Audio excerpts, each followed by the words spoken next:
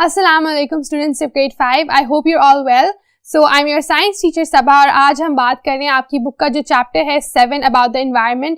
उसमें 7.1 की जो दो रिमेनिंग टाइप्स रह गई हैं which is water pollution and visual pollution. Let's go see about that.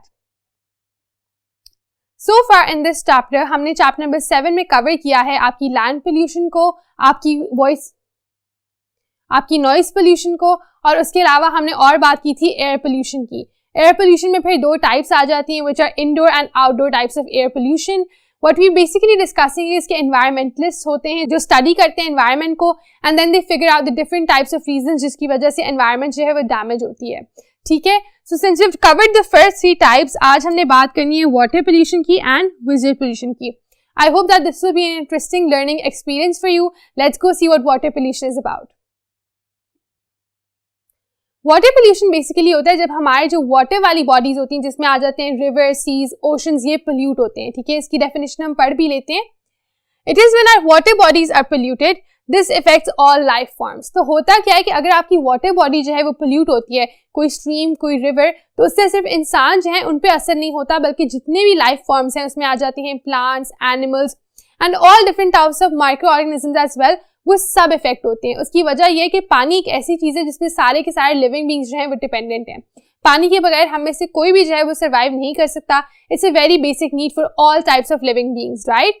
तो पानी अगर पोल्यूट हो जाता है उससे फिर सब असरअंदाज होते हैं, सबकी मूवमेंट, सबकी लाइफ साइकिल, सबकी खाने की abilities, everything gets affected if water gets affected. ठीक है, जो टर्म हम बार बार यूज करेंगे वो होगी वाटर बॉडीज की. वाटर बॉडीज होती हैं वो सारी की सारी एंटिटीज जिनमें पानी होता है. अगेन उसकी एग्जांपल्स में आ जाती हैं streams, rivers, lakes, ocean, seas, all of these are water bodies. क्यों? क्योंकि ये वाटर कंटेन करती हैं, इनमें पानी होता है.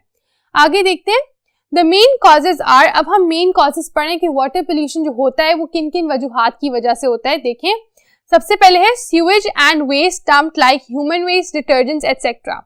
होता क्या है, सीवेज जो होता है वो सारा का सारा वेस्ट होता है जो आपके टॉयलेट से जाता है. ठीक है, आपको भी पता होगा टॉयलेट्स में जब आप टॉयलेट यूज करते हो उसका जो वेस्ट है वो जाता है सीवेज में. सीवेज जो वेस्ट होता है कभी कभी क्या होता है कि उसकी सही से डिस्पोजिशन नहीं होती. इनफैक्ट वो किसी ना किसी आसपास की लेक में, रिवर में, पॉन्ड में चला जाता है और क्या होता है उससे उस पानी की बिल्कुल भी हालत जो है वो सही नहीं रहती, खराब हो जाती है. उसमें बहुत ज्यादा केमिकल्स, बहुत ज्यादा वेस्ट प्रोडक्ट्स बन जाते हैं. एक और चीज होती है जब केमिकल वेस्ट जो है वो भी पानी में डंप किया जाता है. हमने स्टडी किया हुआ है कि फैक्ट्रीज हैं उनसे केमिकल का वेस्ट निकलता है, उनसे भी वेस्ट प्रोडक्ट्स, बाय प्रोडक्ट्स निकलते हैं और उसको भी डिस्पोज ऑफ करने के लिए लोग कभी कभी उनको पानी में, रिवर्स में फेंक देते हैं क्योंकि और तो कोई डंप करने की जगह इस तरह उनको मिलती नहीं है. ठीक है, लैंड पे करना मुश्किल होता है तो क्या करते हैं वो बस पानी में फेंक देते हैं सारा का सारा कचरा, सारा का सारा वेस्ट.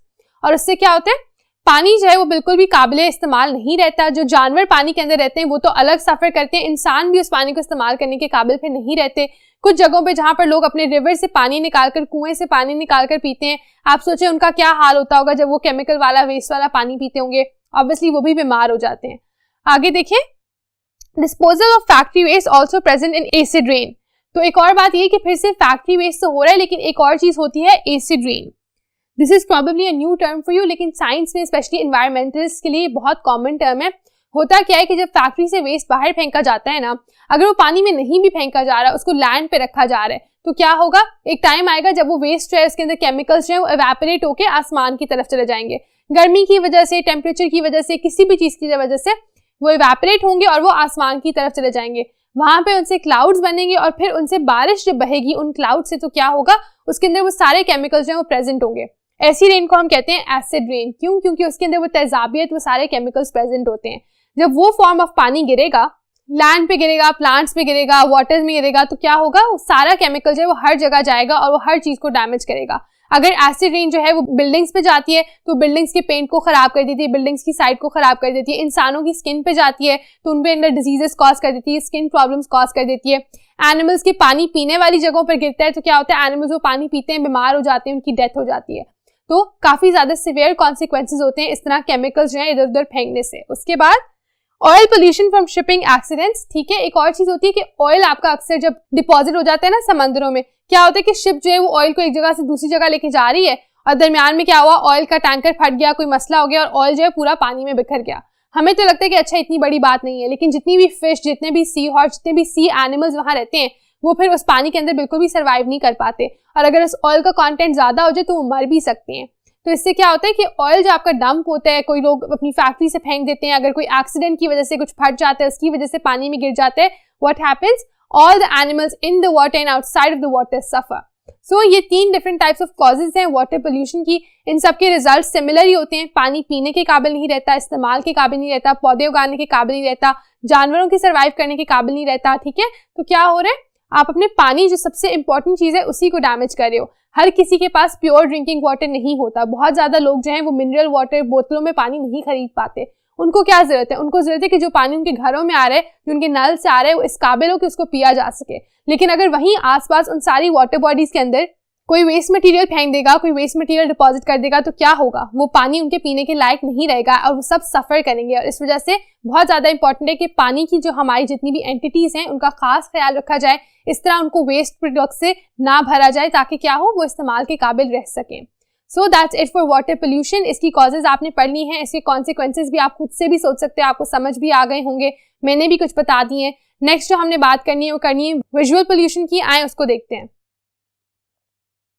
यहाँ पर अब हम बात करेंगे विजुअल पोल्यूशन की, जो होती है कि आपकी साइट, आपके देखने की चीजों में जब कोई चीज जो है उतनी प्लेजेंट नहीं रहती, अच्छी नहीं रहती। जैसे बिल्कुल नॉइज पोल्यूशन में सुनने के लिए जो चीजें आपको पसंद नहीं है उनको हम नॉइज पोल्यूशन करार देते हैं, जो आपके लिए नुकसानदेह है।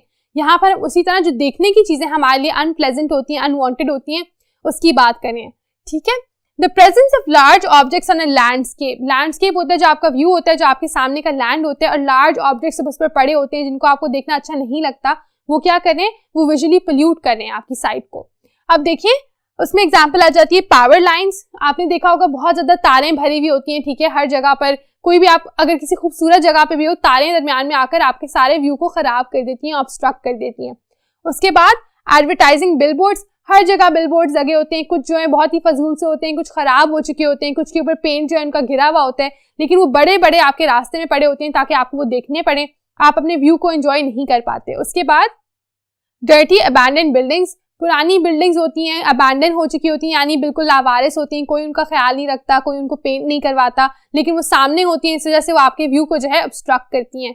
और उसके बाद कंस्ट्रक्शन साइट्स। कंस्ट्रक्शन हो रही होती है, काफी देर तक चलती रहती है, आपने अगर कभी सड़कें भी बनती हुई देखी हैं, काफी अनप्लेजेंट साइट होती है, सारा रास्ता खराब होता है, ठीक है, और काफी देर तक वो चीज प्रोलॉन्ग रहती है।